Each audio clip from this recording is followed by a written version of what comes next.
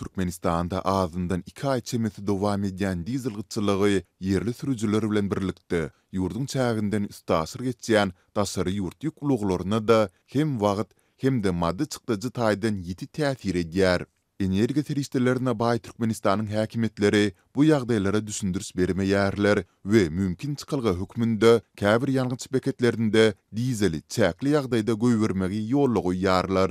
Mardaky habarçymyz dizel gyçylygynyň soňky 2 hepdeden bäri hasy mitilesendigini, ilatly punktlaryň ýalňyç beketlerinde onuň asla ýokdugyny, diňe uly ýollaryň urundaky käbir stansiýalarda onu çäkli mukdarda guýduryp bolýandygyny aýdýar. Dizel bilen işleyen uloglaryň esasany hem ýük uloglarynyň sürüjüleri zerur ýanygyjy tapçak bolup juda alada galýarlar. Onuň bar stansiýalarynda hem dizeli her bir ulaga 50 litrden artyk goýup bermeýärler. Munyň netijesinde gum kerpiç ýaly terişdeler daşaýan ýük uloglarynyň köpüsi işini goýup bolsun etmeli boldy. Bu hyzmatlary dowam etdirýänleriň narhy hem 120 manatdan 200 manada galdy.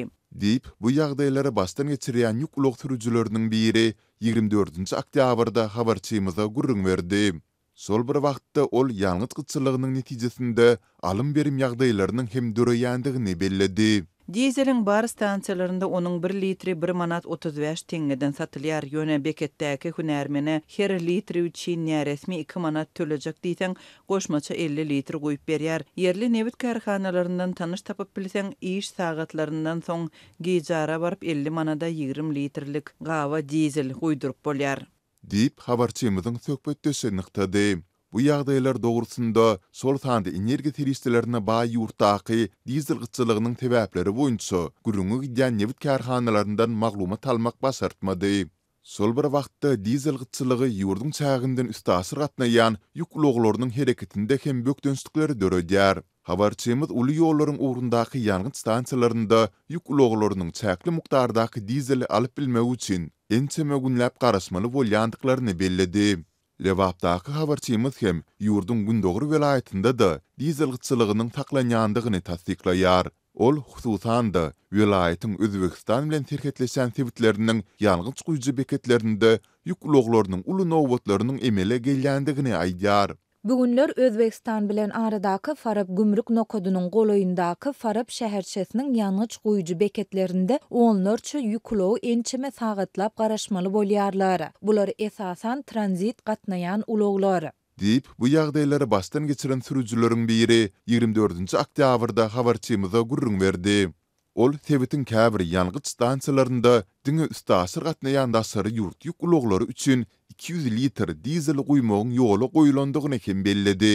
Farab şäherçesiniň ýalňyç stansiýalarynda bu çäkli dizeli goýduryp bilmek üçin her gün 50 goloý ulog toplanýar. Emma ýük uloglarynyň bagy 500 litr bolan üçin sürüjüler mundan soň çärjew etrafyndaky Mary Türkmenawat ýolunyň urundaky Beýlekibir ýalňyç stansiýasyna gidýärler. Bu ýoluň aralygy 15 kilometr töweregi. Şol ýerde hem ençeme sagat garaşyp 200 litr dizel goýdurýarlar we mundan soň gümrük nokodyna uğraýarlar. Deyip, habarçymyzyň söhbetdeşi aýtdy. Dizeliň ýiti gyçylygy bilen bagly ýagdaýlar ýurdun neviti gaýtadan işleýän iri karhanalarynyň yerleşýän Balkan welaýatynda hem sentýabryň başyndan bäri saklanyp galýar. Azatlyk bu aýdylanlar barada sebitleriň häkimliklerinden we Türkmen Nevit Önümleri Baş Müdürlüginden kommentariýa alyp bilmedi.